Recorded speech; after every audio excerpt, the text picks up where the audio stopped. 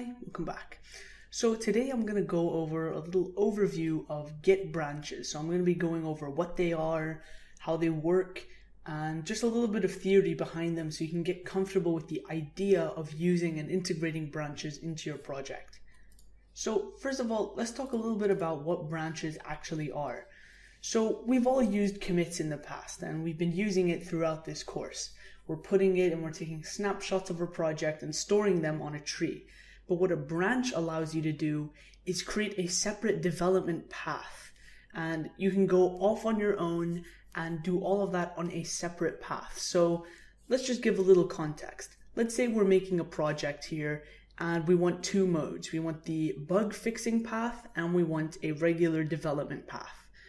So let's just say theoretically that we want to sort of split them off into two because we don't want to have the bug fixing path and the release path or the master path together. So what we would do is create a branch, and then on this branch we would do all of the bug fixing commits, and you can add multiple commits to a branch, and at the end when we're done we can merge the bug fixing branch or the latest commit on the bug fixing branch with our master branch, and that will create a perfect one branch with all of the bugs fixed. And we can do this from multiple paths. I'll show you that in the next slide.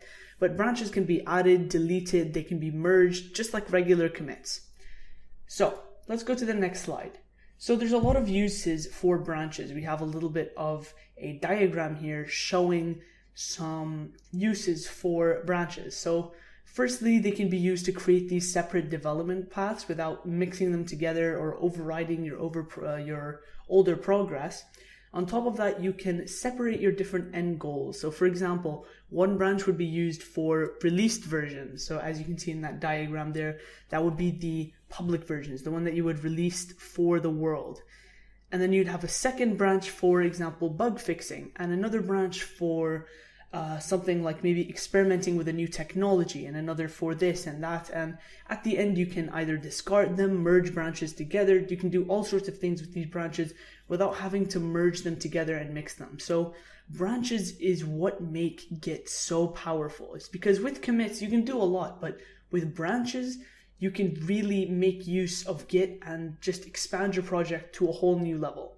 Now, usually you wouldn't add many branches. You'd have maybe 4 or 5 branches at max, but these branches allow you to separate your development paths and your end goals into different physical copies. So instead of merging them all together and then, for example, using comments or different files and folders to identify them, you can actually separate them into different paths. And then at the end, you can merge, for example, a new experimental technology with bug fixing, merge them together, and then merge that with the released version to make one giant public version that is dependent on a new technology.